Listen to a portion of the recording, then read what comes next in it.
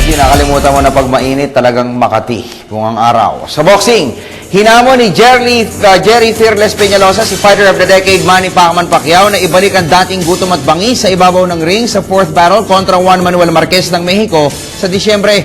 Matapos po na magrehistro ng sensational wins kontra sa mga mas malalaking sina Oscar De La Hoya, Ricky Hatton, Miguel Cotto at Antonio Margarito, biglang lumaylay ang performance ng Pinoy Southpaw sa kanyang huling tatlong laban. Kabilang na nga po rito ang controversial split decision loss sa kamay ni Timothy Bradley noong Hunyo.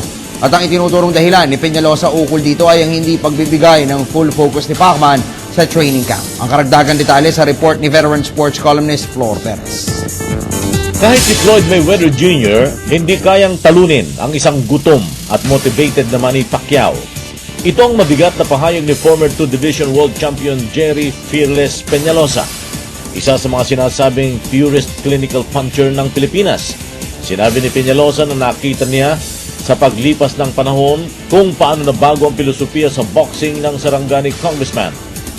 Masyado na aniyang hati ang atensyon ngayon ni Pacquiao, hindi tulad noon dati na talagang boxing lamang ang bread and butter ng 33-year-old Pinoy hard hitter. Hindi na siya ganun kagutom dahil alam natin na siguro yaman na niya eh. Kaya nakakot na rin niya yung 4 pound, lahat ng gusto niyang nangyari. Baka sa politiko, baka nilabi kang ambisyon. Sa boxing, tingin ko wala na. Except siguro si Mayweather. Kung makalaban niya yun, yun ang medyo challenge sa kanya. Nilinaw rin ni Fearless Jerry na bata pa si Pacquiao kaya't hindi siya naniniwala sa pananaw ng marami na pababa na ang performance ng Pinoy Southpaw. Kaya't hamon ni Peñalosa, kung may babalik lamang ni Pacquiao ang dating hunger at undivided attention sa boxing, tiyak aniya na mahaba pa ang panahon ng professional career ng Pinoy ring icon. Kaya mahirap talunin yung Manny Pacquiao. Yung prime ng Manny Pacquiao, mahirap talunin yun. Kompleto eh, natapang, malakas, sportive masyado. Grabe, so mahirap talunin yung Manny Pacquiao.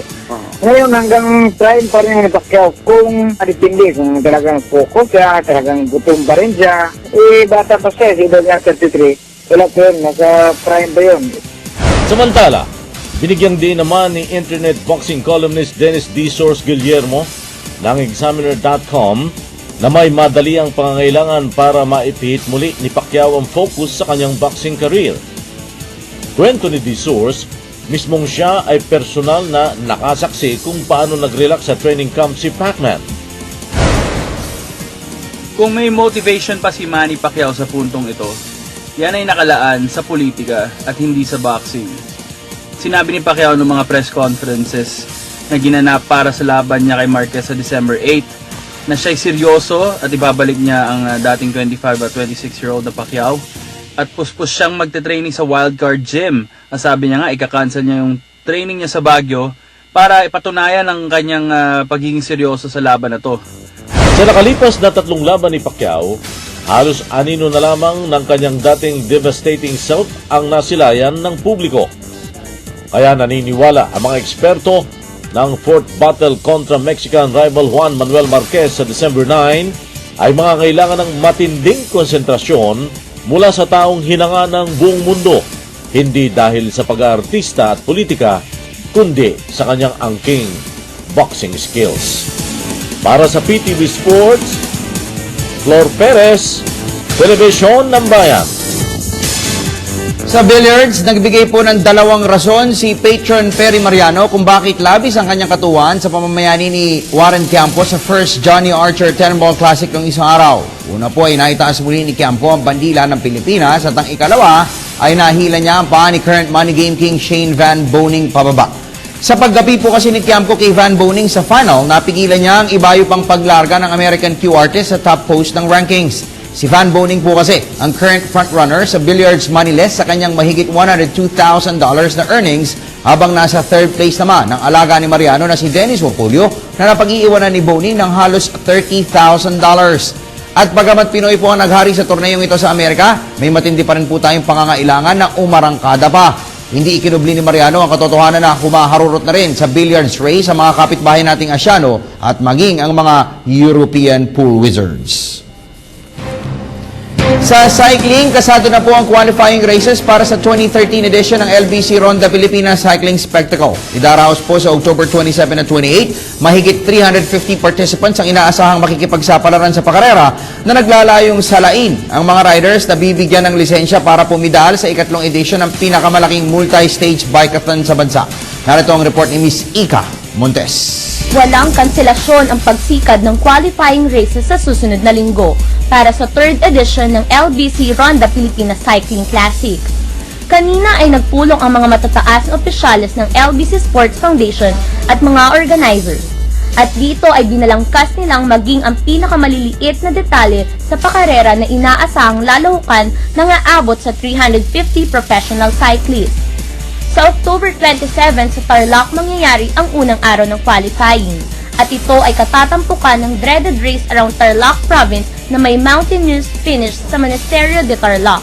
Sa Day 2 kinabukasan na inaasahang ninipis na halos 150 riders ang mga participants at dito naman sila masusubukan sa 32-kilometer individual time trial.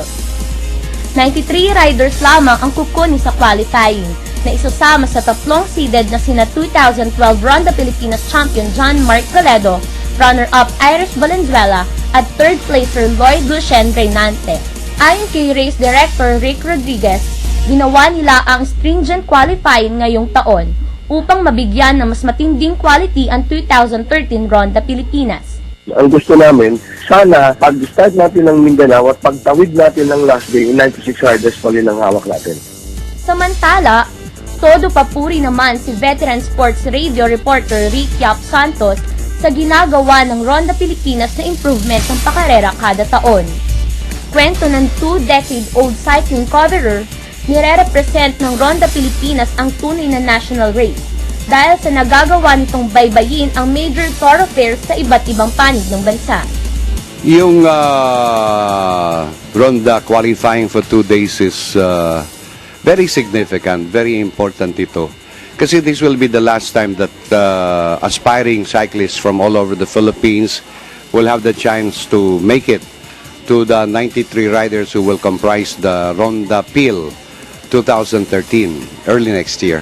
Binigyang halaga rin ni Santos ang importansya sa pagsala ng mga siklista dahil hindi umano biro ang bumaybay sa mahigit 2,000 kilometers of backbreaking race. In any sense, ang ganitong road races ng cycling, meron siyang risks involved. But considering the fact that most of the participants and those who would bid to qualify are already professionals, hindi naman siya ganun talagang kadelikado. Ang 2013 edition ng LBC Ronda Pilipinas ay sisikad sa Enero 11 at ito ay lilibot sa iba't ibang scenic spot sa bansa tulad ng Iligan, Cebu, Tarlac, Baguio City at marami pang iba. Para sa PTV Sports, Ika Montes, Telebisyon ng Bayan. At sumayin niyo po ang mga pinakahuli at sariwang balita sa daigdig ng palakasan. Tumutok po mamayang alas 5 ng hapon sa PTV Sports dahil marami pa kaming inihanda sa inyo. Ako po ang inyong lingkod, Snow Badua para sa Telebisyon.